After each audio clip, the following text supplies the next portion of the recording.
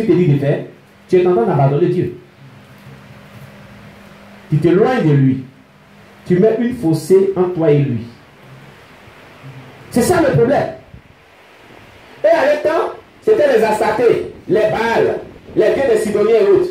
Mais toi aujourd'hui, ton Astarté, ton Baal, c'est que ce que Dieu dit dans la parole là, toi tu ne le fais pas. Ce qu'il attend de toi, tu ne le fais pas. Ce qu'il te demande de faire, tu ne le fais pas. C'est comme ça que toi tu es en train d'abandonner Dieu. Car toutefois que tu pêches, tu t'éloignes de Dieu. Mais toutefois que tu obéis à Dieu, tu te rapproches de Dieu. Comprends ce fait-là. Et toutefois que tu pêches, que tu ne fais pas ce que Dieu dit, tu crées une fossée entre toi et Dieu. Un gros trou de séparation entre toi et Dieu. Une grosse barrière épaisse. Comme le mur de Jéricho, tu la dresses entre toi et Dieu.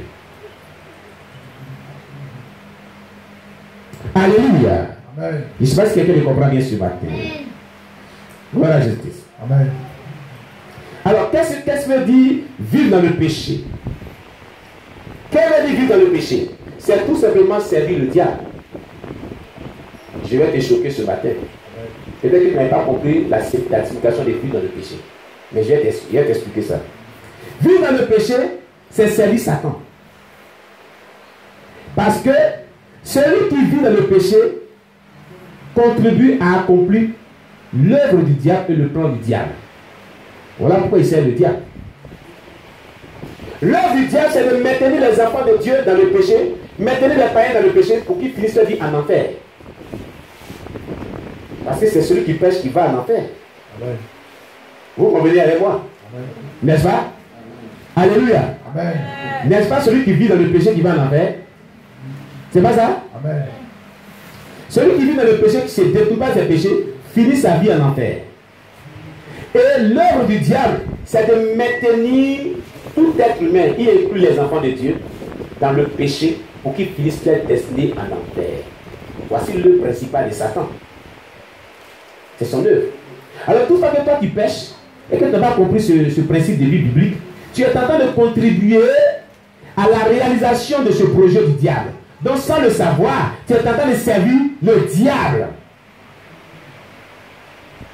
On a compris un peu. C'est pourquoi Dieu dit, lui Dieu, il hait le péché, mais il aime le pécheur. Ces enfants que nous sommes, nous devons haïr le péché sous toutes les formes, et nous devons aimer aussi les pécheurs comme Dieu aime les pécheurs. Tu comprends?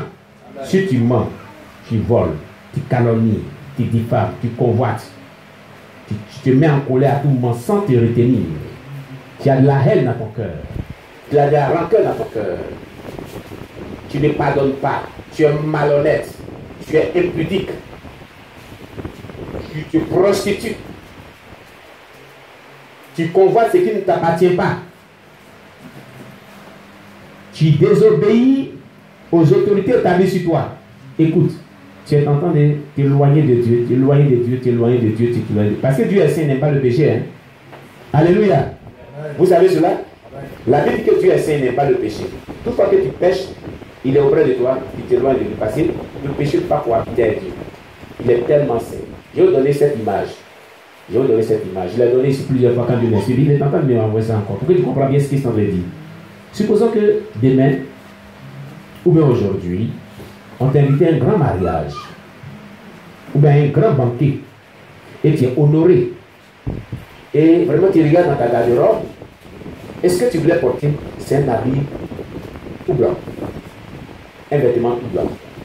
Tu prends ton bain, tu finis de prendre ton bain, et tu te réveilles de ton vêtement tout blanc. Oh, ton petit garçon, mais ta petite fille de 4 ans, ou bien de 3 ans, tu as fait un repas copieux. Comme on est chez les BT, ils aiment la sauce graine. Et l'enfant mangeait bien la sauce graine avec ce beau riz que les BT aiment toujours aussi. Le sac à papier. C'est ce qu'on dit, le sac à papier. Les BT sont ici, non? Sac à papier. C'est pas ça? Acclamez Jésus pour vous. Alléluia. Et cet enfant est allé, il a mangé très bien. Il ne s'est pas nettoyé. Vous savez comment les enfants mangent, non? Quand ils mangent, ils font comme ça, ils s'essuient. Ils font comme ça, ils s'essuient comme ça. Ils se commandent même la sauce. Et il est bien embelli par cette sauce graine. Quand tu sors de la chambre après avoir mis ton vêtement blanc, la première personne qui t'accueille, papa, maman, papa, c'est l'enfant qui est plein de sauce graine. Il veut te venir te faire à tout. Quand tu es sur le point d'aller à cette cérémonie, quelle sera ta réaction? Hein? Tu veux quoi? Tu fuis, mais tu veux quoi? Tu le repousses. Mais pourquoi tu le sais comment voir? Il va te salir. Yeah! Mais ton propre enfant le repousse. Parce qu'il va te salir, n'est-ce pas? Ah. Est-ce que vous comprenez ce que je suis en train d'expliquer? Toi qui es habillé dans le vêtement blanc, là, c'est Dieu. C'est la représentation de Dieu qui est saint. La blancheur, là, c'est Dieu qui est très saint. L'enfant, c'est toi, parce que tu es notre père, nous sommes ses enfants. Tu comprends? Il est tellement saint. C'est ce qui reflète le vêtement blanc. L'enfant, c'est nous, les enfants de Dieu. Et lorsque Dieu vient vers nous et qu'il voit le péché qui s'est voulu de cette sauce graine, vous-même vous avez dit quoi? Il va quoi? Il te repousse. Va te laver dans le sang de l'agneau de Dieu d'abord. En te repentant de tes péchés. Et que le sang de Jésus te purifie. Et reviens vers Dieu. Quand tu es pur, il t'embrassera comme cela, mon fils bien-aimé. Alléluia. Gloire à Jésus. C'est ce qui se passe lorsqu'on n'est pas pur, lorsqu'on est dans le péché. Le péché nous éloigne de Dieu. Dieu dit, va-t'en, je ne peux pas cohabiter avec toi, je suis saint. Va-t'en. Lorsque tu seras repenti de tes péchés, tu te seras lavé dans le sang de Jésus, que tu viendras, je t'accueillerai. Je te donnerai ce que tu veux. Quelqu'un me comprend bien ce matin? Quelqu'un me comprend bien ce matin? Amen. Tu voulais bien sûr que Dieu te bénisse. Tu voulais bien sûr que Dieu te guérisse. Tu voulais bien sûr que Dieu opère miracle dans ta vie. Mais toutefois que le péché qui est la sauce graine, comme on a fait donner l'image de cette parabole tout à l'heure, est sur ta vie, est dans ta vie, la grâce de Dieu ne pourra pas vraiment venir vers toi. Ce qui est recherche ne pourra pas venir vers toi. La seule chose que Dieu te demande, répands-toi.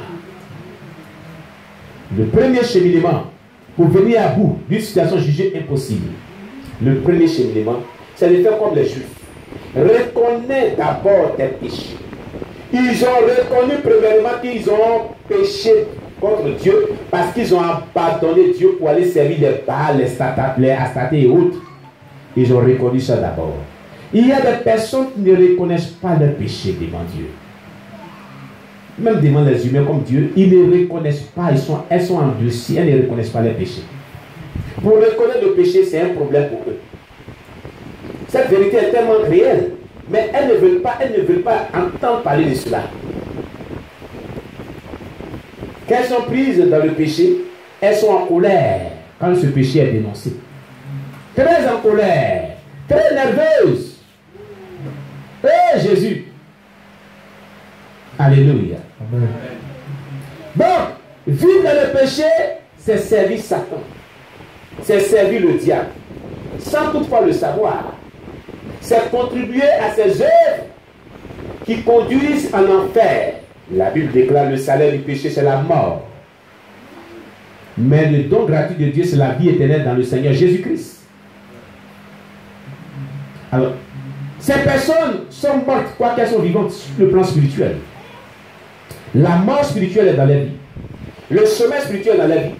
Mais si cela n'est pas résolu, pour qu'elle sorte dans le chemin spirituel, pour qu'elle sorte de la mort spirituelle, alors la mort physique va s'en suivre. Bien allé, le péché est vraiment le problème majeur de l'humanité. Et même des chrétiens, dites sanctifiés, dites chrétiens véritables. Oh bien-aimé, sois très rigoureux. C'est pourquoi Paul disait, l'apôtre Paul pouvait dire, je me traite durement, afin qu'après avoir prêché aux autres, je ne sois pas vraiment disqualifié pour le ciel. L'apôtre Paul l'a dit, il se traite durement. Mais il y a trop de légèreté dans nos relations avec Dieu. Trop de laisser aller. On te dit, mais ça là, est-ce que ça c'est un péché? Je peux me permettre de le faire? Ça là, est-ce que Dieu regarde ça? Je peux me permettre de le faire? Écoute, c'est que toi tu ne considères pas comme péché, Dieu considère comme péché. Il considère cela comme péché. C'est là qu'on aurait que tu commets. Quelqu'un me comprend bien ce matin? Hein? Quelqu'un me comprend bien ce matin? Alors, qu'est-ce que Dieu va faire? Dans le verset 11 à 12. Relis le verset 11 à 12. Juge chapitre 10, le verset 11 à 12. L'Éternel dit aux enfants d'Israël, ne vous ai-je pas délivré des Égyptiens, des Amoréens, des fils d'Ammon, des Philistins? Et lorsque les Sidoniens, Amalek et Mahon vous opprimèrent et que vous criâtes à moi, ne vous ai-je pas délivré de leurs mains? Parole du Seigneur. Amen. Dieu rappelle à Israël tout ce qu'il a fait de bien pour eux. Quand ils se comportent comme cela, Dieu rappelle. Est-ce que je ne vous ai pas délivré? Je ne vous ai pas secouru? Je ne vous ai pas défendu? C'est la même chose qui se passe. Toutefois que tu sens péché contre Dieu, il dit regardez, ça c'est le diable. Il m'abandonne. Est-ce que je n'ai pas fait des bonnes choses dans cette personne? Est-ce que je n'ai pas protégé cette personne? Est-ce que je n'ai pas délivré aussi des mains de ses ennemis, des mains des sorciers, des mains de l'esprit mort, de tout ce que le méchant voulait faire dans sa vie? Est-ce que je n'ai pas fait ce qui est bon dans sa vie? Il te rappelle aussi tout ce que depuis que tu as connu Dieu, tout ce que Dieu a fait dans ta vie, il rappelle cela. Il rappelle cela. Bien-aimé, il rappelle cela.